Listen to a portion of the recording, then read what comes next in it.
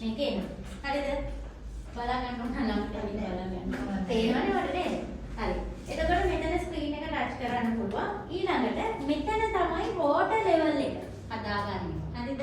Water level එක. අපිට පුළුවන් මේ වෝටර් ලෙවල් එක දැන් මේකෙදි මෙන්න මේ ටූල් එක තමයි අපි පාවිච්චි කරන්නේ ඇබ්‍රේෂන් කියන එක. හරිද? ඒක අපි මේ ටච් කරාම ඔන් වෙනවා. තේරුණාද? ඔන් වෙනවා. ඊළඟට මෙතන බලන්න මේකෙදි අපි බලන්න ඕනේ මෙන්න මේ විදිහට තියලා ගන්නකොට වතුර එනවා මේක. වෝටර් ලෙවල් එක අපි දැනගන්න. නැත්තම් මේක වෝටර් ලෙවල් එක හදාගත්තේ නැත්නම් මොකද වෙන්නේ? වතුර ඔක්කොම ගිහිල්ලා වැඩේ වෙලත් නැහැ. ඒ හින්දා වෝටර් ලෙවල් එක අපි ඉස්සෙල්ලා මෙතනදී හදා ගන්න ඕනේ. මේකේ මැක්ස් කියලා තියෙනවා, මයින් කියලා තියෙනවා. දැන් අපි මෙතනදී අඩු එකේ ඉඳලා වැඩි එකට ටික ටික හදා ගන්නවා. මම මේ අඩු මේකට දාලා තියෙන්නේ.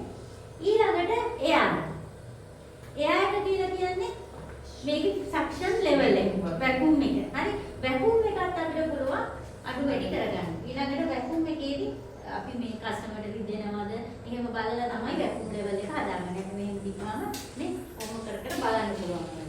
දැන් මම වෝටර් ලෙවල් එක හදාගත්තා. එයා ලෙවල් එක හදාගන්න. සක්ෂන් ලෙවල් එක. හරිද? ඒ දෙක මෙතන ඒ දෙක හදාගත්තට පස්සේ අපිට අවශ්‍ය වෙන බොටල්ස් වලට අපි පුරවගෙන තියෙන නිසා අපි හිතනවා දැන් මෙතනදී මේක A. එතකොට අපි A එකට සිලෙක්ට් කරගන්නවා. ස්විච් එකේ අපි A එකට සිලෙක්ට් බොටල් එක සිලෙක්ට් කරගන්නවා. බොටල් එක මෙහෙම අපි මෙතන මෙහෙම කරකවුවම අපි සිලෙක්ට් කරනවා මේ A කියන එක. අපිට පුළුවන් සිලෙක්ට්. B නම් අපිට අවශ්‍ය B එක සිලෙක්ට් කරගන්න.